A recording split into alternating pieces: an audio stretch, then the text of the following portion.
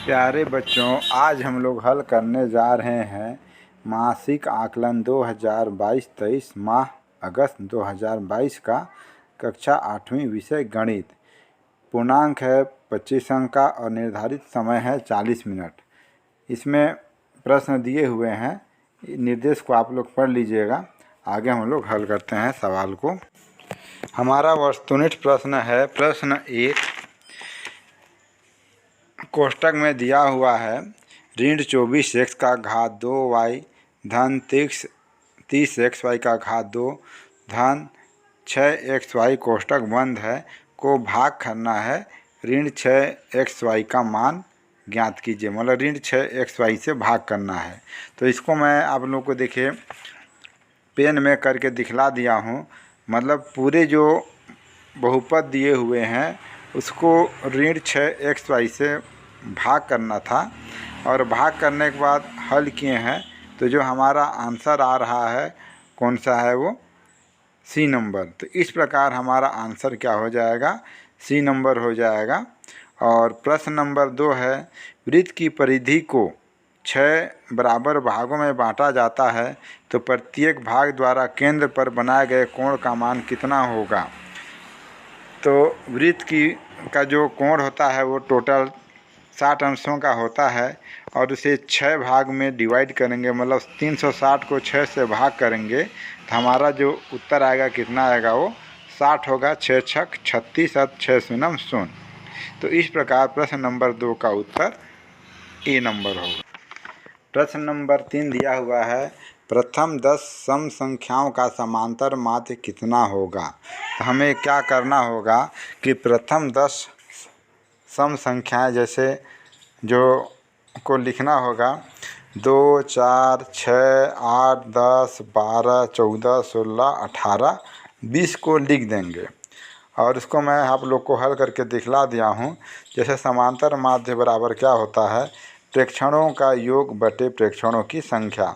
जो संख्या बताया था 2, 4, 6, 8, 10, 12, 14, 16, 18, 20, तो इन सभी को जोड़ देते हैं तो कितना होता है 110। और टोटल जो है 2, 4, 6, 8, 10, 12, 14, 16, 18, 20 को देखेंगे तो टोटल प्रेक्षण कितने हैं, 10 है। इस प्रकार हमारा उत्तर जो आने वाला है कितना आ जाएगा 110 बटे 10। तो 110 को 10 से भाग किए तो कितना आ गया 11।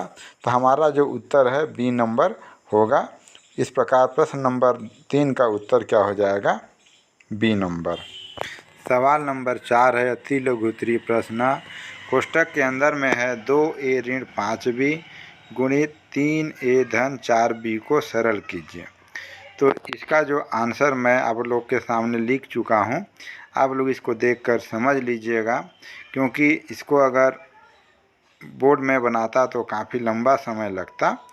आंसर आप लोग पढ़ चुके होंगे तो देखकर बन जाएगा।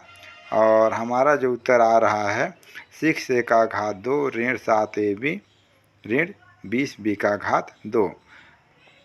अगर अभी तक आप लोगों ने हमारे YouTube चैनल को सब्सक्राइब नहीं किया है तो ज़रूर सब्सक्राइब कर दें, ताकि नोटिफिकेशन के माध्यम से आप लोग से संबंधित वीडियो आप लोग के पास पहुंचता रहेगा।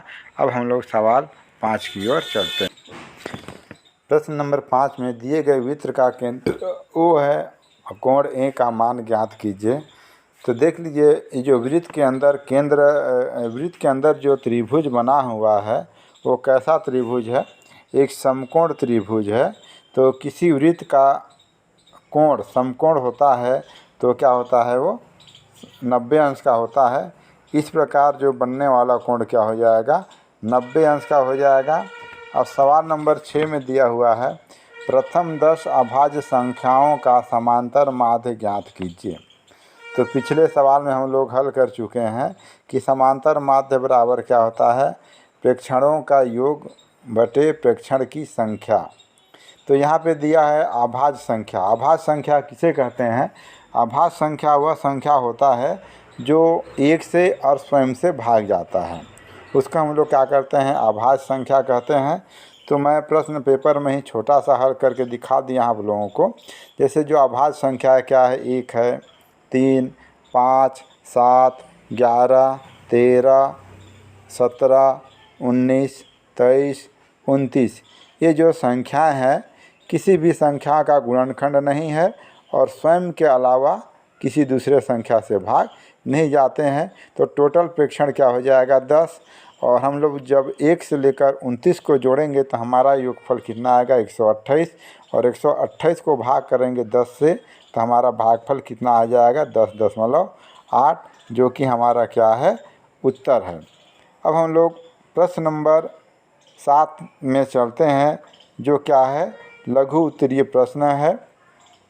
इस प्रश्न का हमारा सवाल है 27x का घात 2 ऋण 42x का घात 4 धन 7x ऋण 11x का घात 3 को ऋण 7x का घात 2 धन 4x से भाग दीजिए। तो हम लोग भाग देने से पहले इस संख्या को क्या करेंगे, घटते क्रम में लिख देंगे। मतलब चरांक का घटते क्रम में। चरांक कहने का मतलब x का जो अधिकतम घात है उससे कम घात की ओर लिखते हुए जाएंगे। तो हमारा जो घात क्या हो जाएगा, ऋण 42x का घात 4, उससे छोटा है ऋण 11x का घात 3, उससे छोटा है धन 27x का घात 2 धन 7x। इसको लिखने के बाद हम लोग भाग कैसे करते हैं उसको बता दिया गया है, आप लोग देखिएगा। तो सवाल आप लोग के सामने है, देखिए कैसे भाग किया गया है। भाग पढ़ चुके हैं तो इसको देखकर आप लोग समझ सकते हैं कि भाग कैसा होता है। और वीडियो बहुत लंबा हो जाने के कारण मैं इसको कॉपी में बनाकर आप लोग के सामने दिखा रहा हूं। अगर किसी भी प्रकार की समस्या हो तो आप कमेंट कर सकते हैं।